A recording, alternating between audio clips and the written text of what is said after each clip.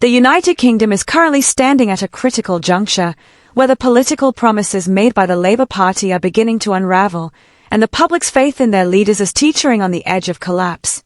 The ambitious pledge to freeze energy bills, a promise Labour repeatedly touted as a lifeline for millions suffering from the cost of living crisis, has turned into nothing more than a cruel farce. Keir Starmer, who presented himself as the answer to Britain's woes, is fast proving that his words were nothing more than hollow rhetoric aimed at winning votes. Now, with energy price caps set to rise once again, the credibility of Labour's entire platform is crumbling under the weight of its failures. Starmer's leadership was supposed to be different.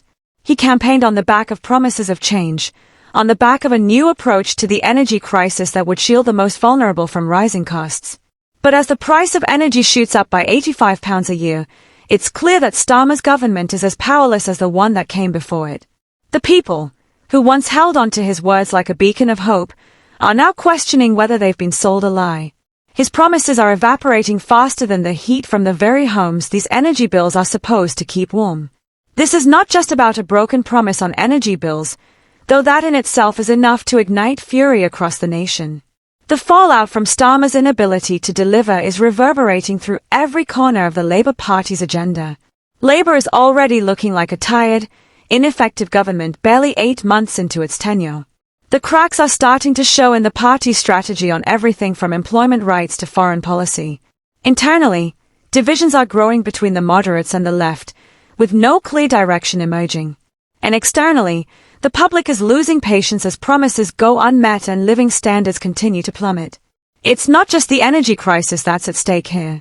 Starmer's weak and flailing leadership is an embodiment of a much larger failure, a failure to break free from the shackles of a system that has drained the life out of working-class Britain.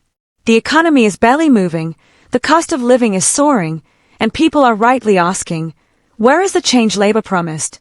It is as though the same economic pressures that cripple the Conservative government have now trapped Labour in a vice, forcing them to toe the line of austerity. Starmer, whose supposed commitment to social justice was his calling card, is now doubling down on austerity measures that are further strangling the very people Labour once claimed to represent. As the public sector continues to deteriorate under years of Tory neglect, Labour's response has been tepid at best.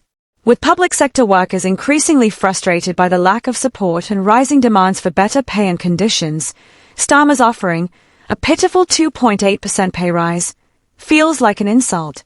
It is a weak attempt to silence the unions and quell unrest, but it will do little to restore the trust of the very people who are now suffering the most. Those who backed Labour's election promises are waking up to the reality that their hopes for a better future are being crushed under the weight of economic stagnation in a political system that no longer serves the majority. Meanwhile, Starmer's attempts to balance Labour's stance on foreign policy are just as concerning. His recent flirtation with the right-wing rhetoric on immigration has left many scratching their heads. Aligning with figures like Nigel Farage on anti-migrant rhetoric is a political miscalculation that risks alienating Labour's traditional base. His increasingly hardline approach on migration could push away the very working-class voters who felt Labour was their natural home. Instead of uniting the country, Starmer is deepening the divisions within it. The issues Labour faces are not just policy failures, they are a reflection of a deeper problem. The party, under Starmer's leadership, is failing to offer a real alternative to the entrenched status quo.